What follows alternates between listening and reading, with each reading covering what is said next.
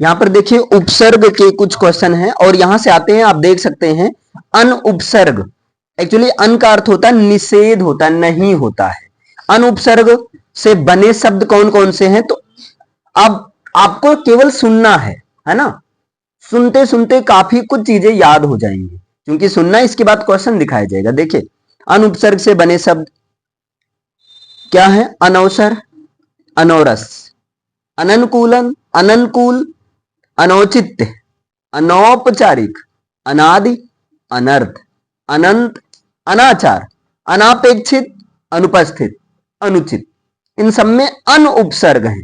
बड़ा कंफ्यूजन ये हो जाता है जैसे अनुचित में कौन सा उपसर्ग है, बच्चे अनु लगा देते है ना। एक तरीका ये है, आपको याद रहना चाहिए, एक तरीका ये आप संधि विच्छेद कर लो। अनुचित, अन प्लस उचित, ये है। सबके आगे क्लियर है ना। यहां इन सबके आगे अन और अनु में कंफ्यूजन होता है, ये कंफ्यूजन वाला है। फिर आगे अप उपसर्ग का अर्थ होता है हीनता, दूर, बुरा, विरोध। जैसे अपकार, अपवाद, वैसे अप वाला तो आसानी से निकल जाता है। अपकार, अपवाद, अपकीर्ति, अपमान, अपयश, अपशब्द, अपमानित, अपव्यय, अपव्यय और अपकर्ष, अपहरण, अपकर्म, अपराध, अपशकुन, अपशकुन। ओके। अब यहां पर देखिए अनु उपसर्ग से बने शब्द कौन कौन से? वैसे अनु का अर्थ पीछे, क्रम, समान, प्रत्येक। इसका अर्थ है अनुकरण, अनुरूप, अनुचर, अनुगामी, अनुयायी, अनुभव, अनुग्रह, अनुशासन, अनुगमन, अनुक्रम, अनुकूल, अनुसरण, अनुदिन, अनुरंजित, अनुभूत, अनुसार, अनुज, अनुवाद, अनुराग, अनुभूति। अब ये अनु वाला जो है और यहां अन वाले में कंफ्यूजन कहां पर होता है? जब ये आ जाता है, जैसे अनुचित, गोला कर दे रहा हूं, यही दो शब्द, और एक अनुपस्थित। पता है क्यों? क्योंकि अनुपस्थित हम लोग उपसर्ग का मतलब समझते हैं आगे वाला खींच दो, तो अनुपस्थित अनु नहीं, यहां पर अन होगा। अनुचित अनु नहीं, अन होगा। बाकी सब में तो कोई दिक्कत नहीं।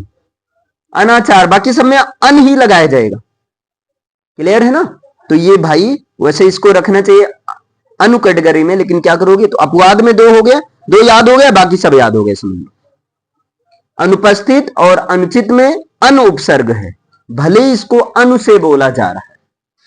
फिर आगे यहां निस, यहां छोटा सा है निस या निर से बने शब्द, जैसे निर्मम, निरपराध, निर्दोष, निर्धन, निर्जन, निराभिमान, निराभिमानी, निराकरण, निर्भय, निर्वाह, निराकार, निराकार और निर्जल, निर्जीव। ये भी आसानी से निकल जाता है ना। आगे अति, अत से अत्याचार और अत्यधिक, अतिरिक्त और अत्यंत, ये अति वाला है। अत भी कोई दिक्कत नहीं है ना। आ वाला देखो, आजन्म, आदान, आरोहण, आगमन, आमरण, आभार, आकार, आकर्षण, आक्रमण, आचरण, आरंभ, आजीवन, आमुख, आक्रोश, आकाश, आरक्त, आलेख। अब अधि से बना हुआ शब्द में देखो, अधि का अर्थ ऊपर या श्रेष्ठ या प्रधान से, जैसे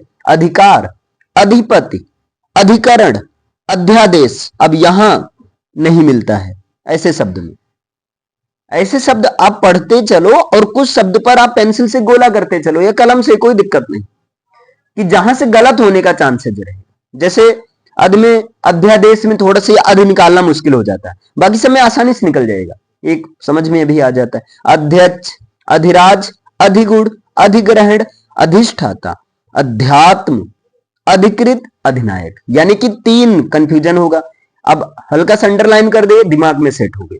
यहां सु का अर्थ अच्छा, सहज या अधिक से, जैसे सुमार्ग, सुकर्म, सुधार, सुगम, सुलभ, सुशिक्षा, सुजन, सुयोग्य, सुरक्षा, सुपथ, सुमुखी, सुयश, सुकवि, सुभाषित, सुशिक्षित, सुदेश, सुकेश, सुनंद, सुवास, सुदूर, स्वागत। हाँ, ये कंफ्यूजन रहेगा। अब देखो, ऐसे जब आप पढ़ोगे ना तो इक्का दुक्का कंफ्यूजन वाला मिलेगा, उसी पर आपको अब मेहनत करना है। स्वागत, सुभाषित।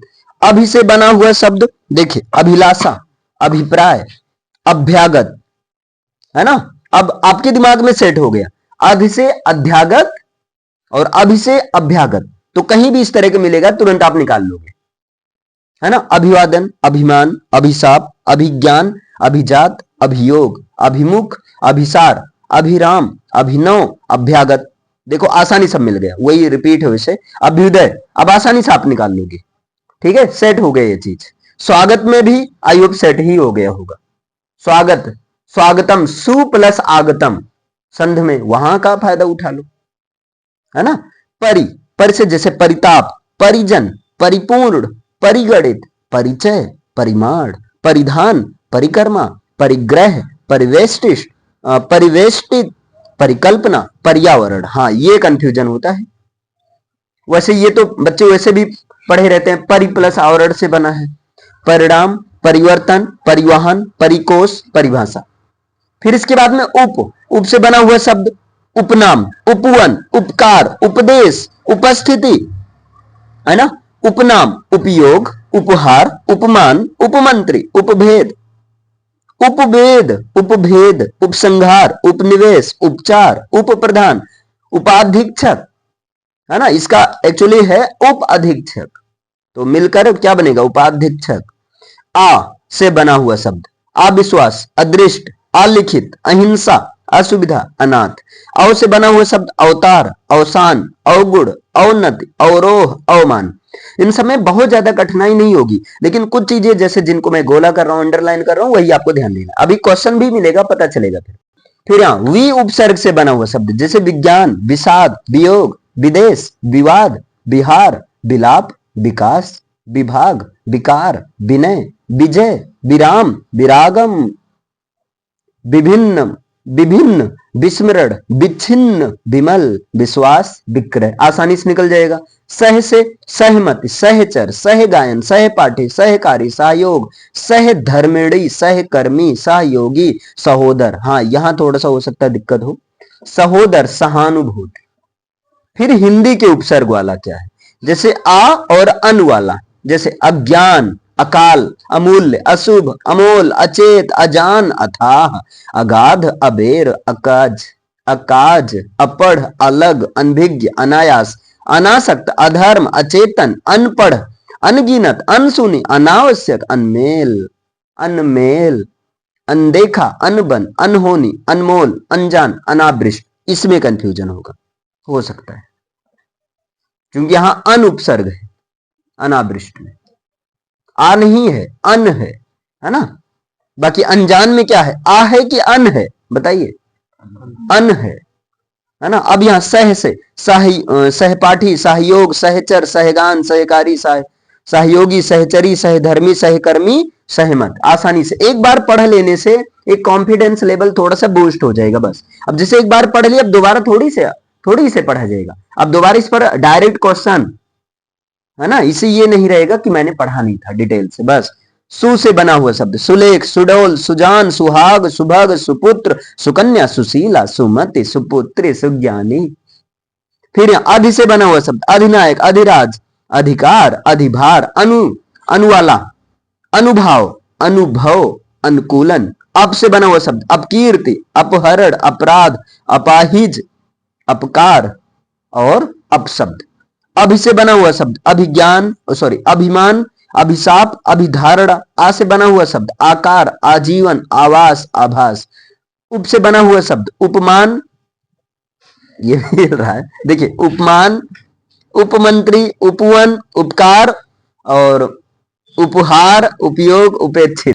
आगे देखिए कु से बने हुए शब्द क्या है, कुमाता, कुमार्ग, कुपुत्र, कुचाल, कुमति, कुपात्र, कुसंगति।